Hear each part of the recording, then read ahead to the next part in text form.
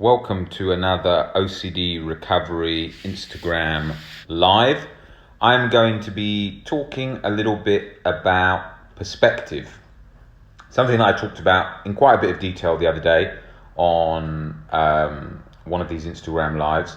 But I'm going to be talking about perspective, gratitude, and what that means in relation to different aspects of the OCD recovery journey. So let's take, for example, our own lives. When we're suffering with OCD, it's very easy in those moments where it's really severe to think, this is so bad, I can't even function. I can't do anything. Feels absolutely horrendous. And that's how we view it. But whilst we're feeling like that, at the same time, we're still forgetting all the other things that we could be experiencing, we could be suffering from. Those things can be, for example, we could be suffering from OCD, but we could have complete full health, as often we usually do, in our body. And that full health that we have, we can be doing exercise, we can be having relationships, we can be eating food that we like, we can be traveling, we can be doing so many things which other people can't be doing in circumstances of their own health problems. What health problems could those be? Health problems of those could be, somebody could be on oxygen in a hospital with a severe lung disease, which is prohibiting them from going home, which is prohibiting them from living life in any form a lot of the time, apart from through communication to loved ones and family whilst in the hospital, and still able to read a book, watch a film, which is obviously still far more than somebody, for example, who can't see or can't hear or something like that. So we have to look at those things that we have, that we take for granted. So that's very, very important, was a significant part of my OCD recovery journey. I posted a video of one of the last iron lung survivors who had polio and has been living in an iron lung his whole life, and the guy's about 60 the other day on Instagram, talking about how he became a top lawyer, even despite being in an iron lung where he can't breathe, not in it, pretty much. And he's constantly horizontal his whole life in that big steel unit.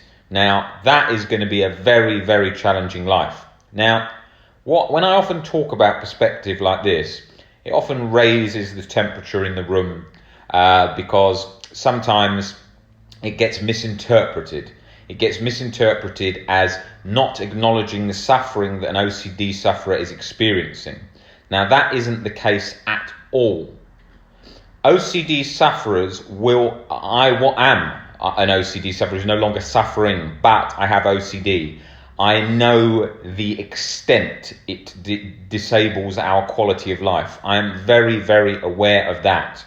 But this does not detract. This does not detract from the fact that just because, yes, when we are suffering, it can feel horrendous to us. That does not take away how we feel when I'm talking about changes in perspective and other people's struggles. It does not do that. It is not taking away from that. By suffering badly from OCD, I can acknowledge that yes, it was an incredibly, incredibly challenging experience. And the World Health Organization, which has recently been adjusted to not mark OCD any longer as one of the top 10 most disabling conditions to live with.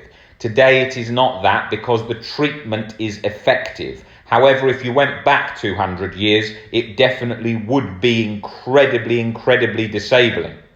Now, if we think of OCD as, yes, in our minds we are being challenged. It's making things difficult for us to live our life and to do the things that we want to do when we are suffering, yes. But we must also look at the other incredibly difficult life journeys that are out there. What are those incredible difficulties? Children that are going through chemotherapy and radiotherapy at 5 years old, never even lived, being awake on this rock floating through outer space, which we call Earth, for about 5 years and then dying, and in terrible agony and having to go through endless hospital treatments and live in a hospital. That is shit. That is really not a great life. Now, we could then say, okay, we could say, let's look at things that aren't as bad as that are still extremely difficult. Extreme poverty. Now, extreme poverty can obviously kill people very young, but it can also make your life extremely challenging. So you've got extreme poverty is another one, which there is a lot of. You have got situations where there is diseases that make it somebody so allergic that they cannot go outside, and they can't go and live life outside how they want to.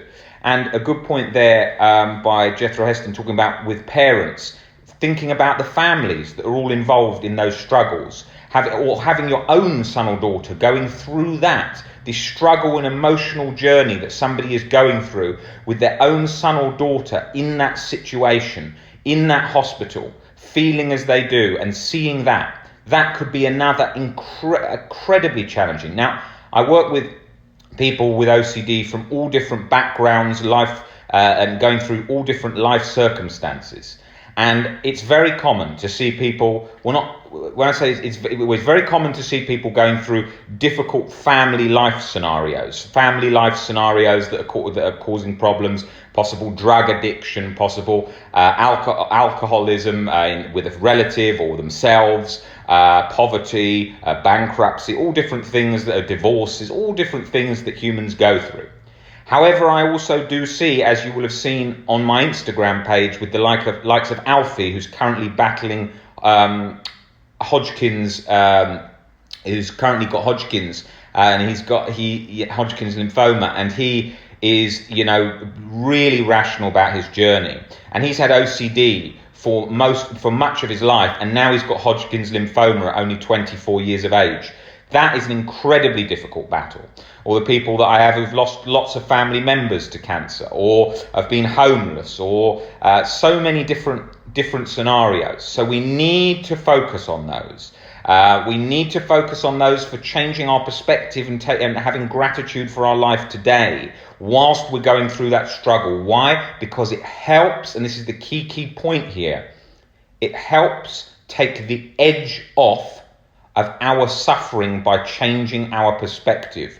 Not only does it do that, it helps change our perspective of our fears. It helps change our overall perspectives of life. These little steps, these small shifts, add up to become the big shifts which change our overall perception. I didn't get to this change in perception that I have today that has led to OCD recovery through snapping out of it and just going to it. I got there by tons and tons of tiny steps that added up to be the biggest step. And that's what then became the process, became where I am today. So we can do that by looking at different things, watching films, looking at things on the news, thinking. What we do is we always remove ourselves from the situation. We always say, okay, let's look at somebody in another country who's very ill. Let's look at somebody in Africa that's in poverty when it's on the news for a brief snapshot. And when we do that, we think, well, that's not me. And we don't factor ourselves into it. We factor, that's the other person. No, that's not the other person. That could be you. That could be you next year. We have no idea. Our lives are so short, but we are completely oblivious to the length of time.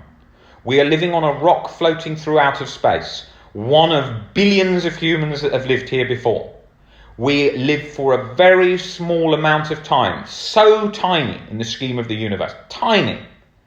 And we worry about nonsense most of the day. Not OCD, I'm talking about normal human life, that we worry about nonsense, trivialities, things that are completely irrelevant most of the time, and waste our time on so many things that don't matter. But in reality, we are here, I'm 34 years old. I would like to live to 80, 90 years old. But there's a chance that I could die next year, maybe even today. I have no idea. Now, I am aware now that life is that short. I am very, very aware that it's that short. So I take it and I look at it and I think, what can I do with this time that I've got, this limited time? Because there are billions of humans that have already died and gone, and we've completely forgot about it. Even the most famous people we can imagine. Think of the Michael Jacksons, the Winston Churchills, the Nelson Mandelas, whatever. How much do we think of them day to day in our own lives? Yes, we might read about them in a news article. Yes, we may watch them on TV. But are we thinking about them all day? No. It doesn't matter how famous you are in this generation. In future generations, you will be completely forgotten, no matter how famous you are. Go hundreds and hundreds and hundreds of years from now, you're going to care about them as much as you did someone from 1200. And then when we think of our own individual lives and we look at situations in relation to us, we start thinking, well, okay, if we're not famous and so on, how much are we thinking of that human from 1200s who lived in a small village in a remote part of Europe, that individual's lives? We don't. So what we need to think about is we need to think about our life, how tiny that amount of time is. We need to think about and be grateful for any health. If you can move this arm, if you can speak, if you can listen, if you can have sex, anything. Because those are the most significant things to think about when it comes to a change of perspective.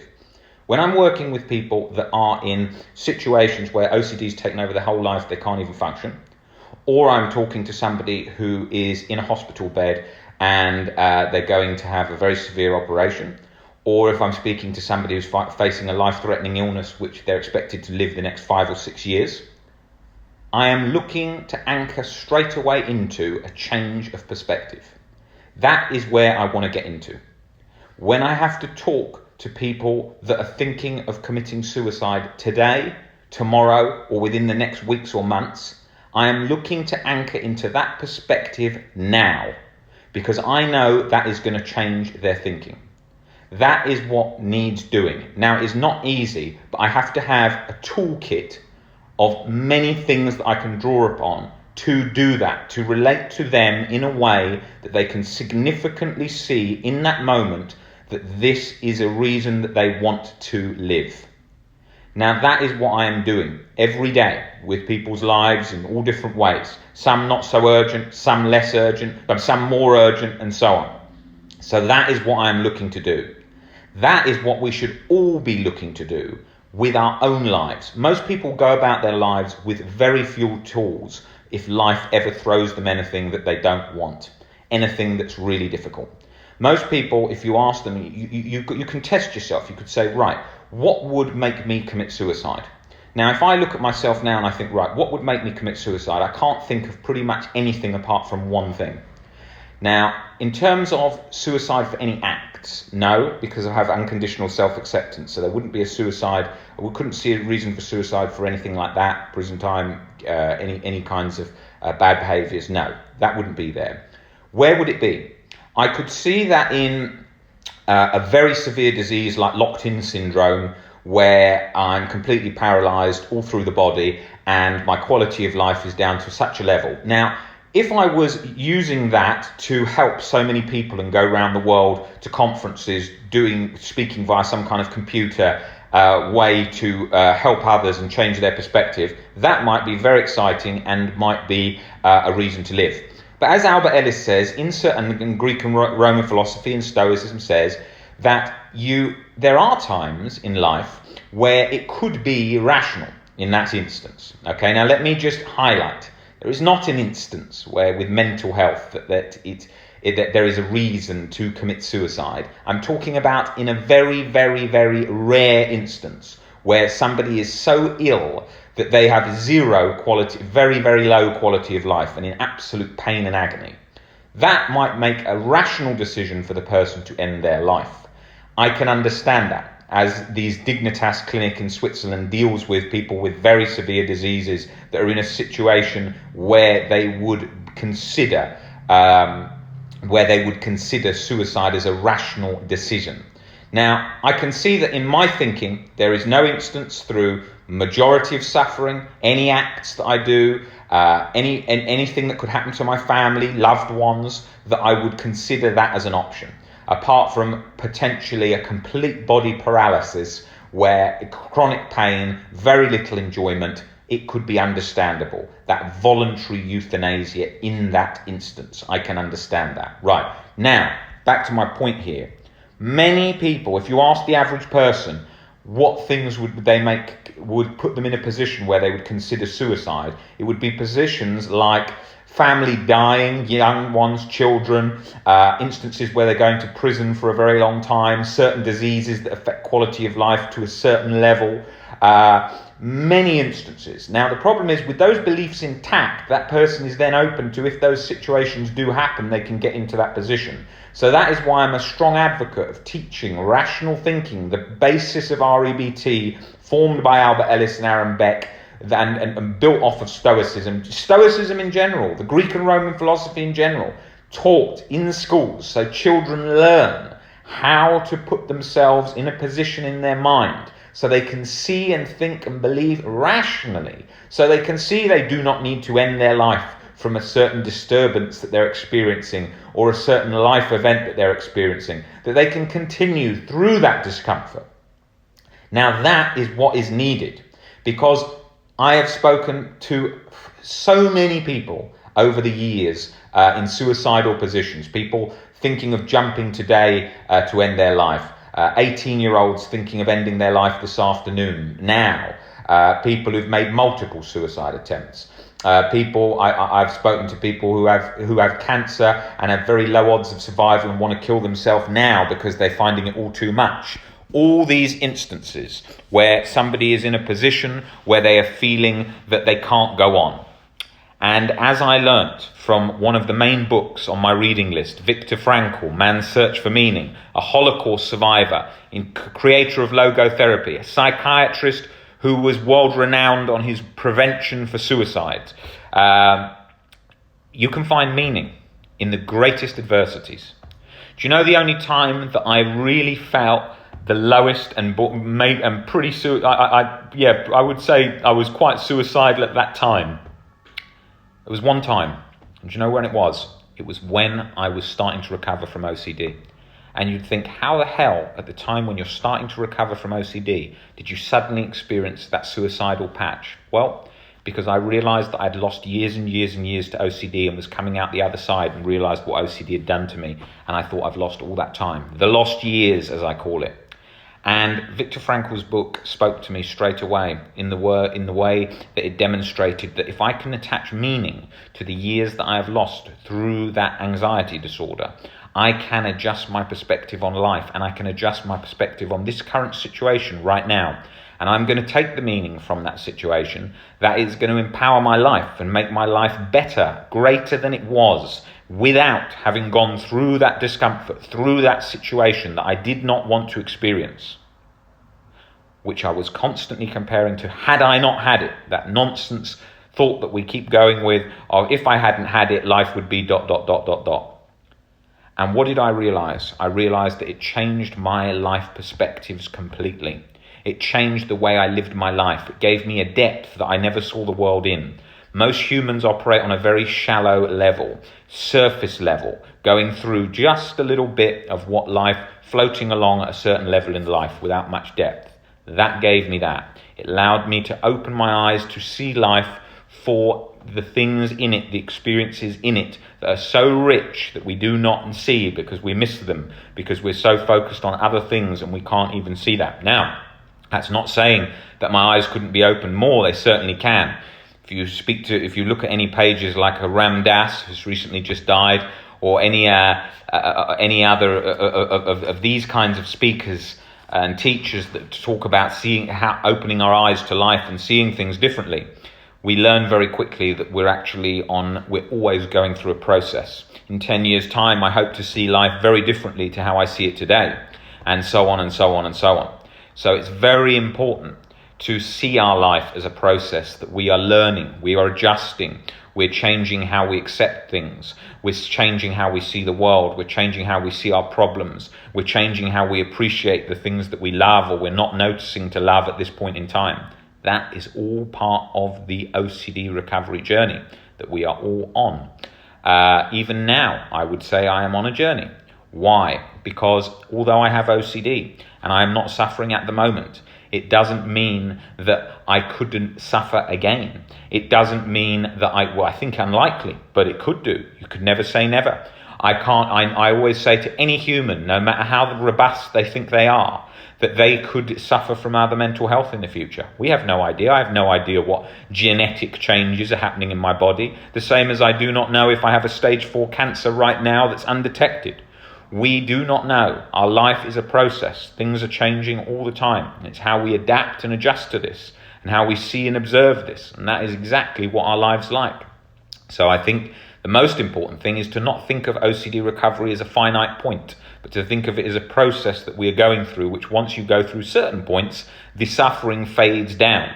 But our life is a constant learning experience, and through our lives and through my life, I hope to be learning all the time. And that for where there's a time I'm not learning, well, I don't think I'll be living very well, because that's what life is so much about. We're learning from all experiences all the time. Anyway, that's I think enough on that perspective talk, but I thought it was vital to speak about that today to get that covered. And I'm now going to go back and look through these questions that have been sent in, if there were any questions. If not, send me over some questions now and I will respond to those. Let's have a look here.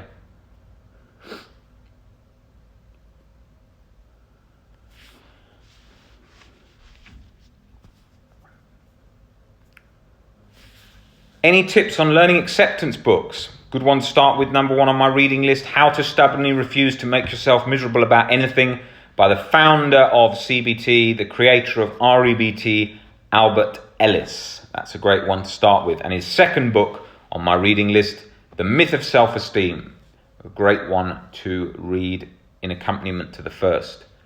But then thinking about all the worst things adds to the guilt. No. Because we can learn to accept worst case scenarios. We can learn to make peace with them. And it's how we do that.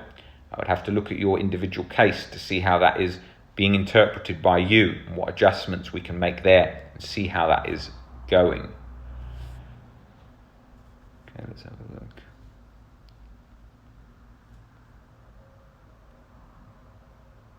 What would your advice be for the fear of the thought of being gay? Well, why exactly is being gay scary? That's the key, to look at that and break that down.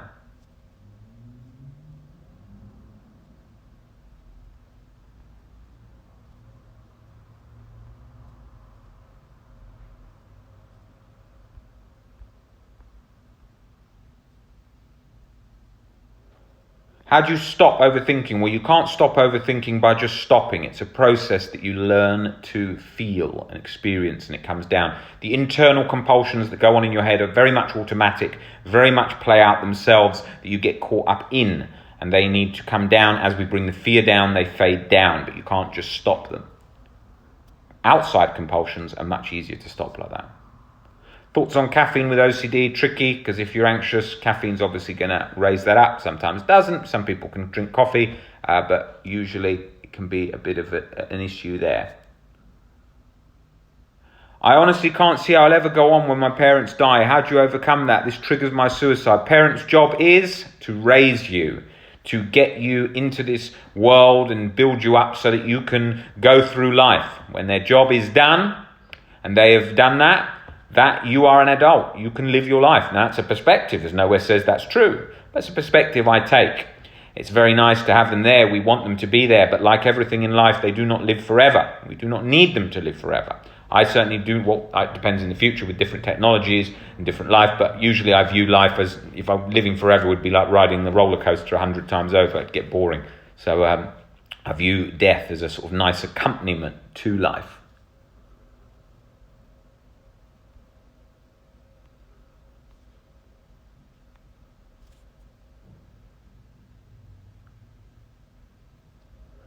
Very much a lot of those questions towards the end there are fear of anxiety, fear of OCD itself.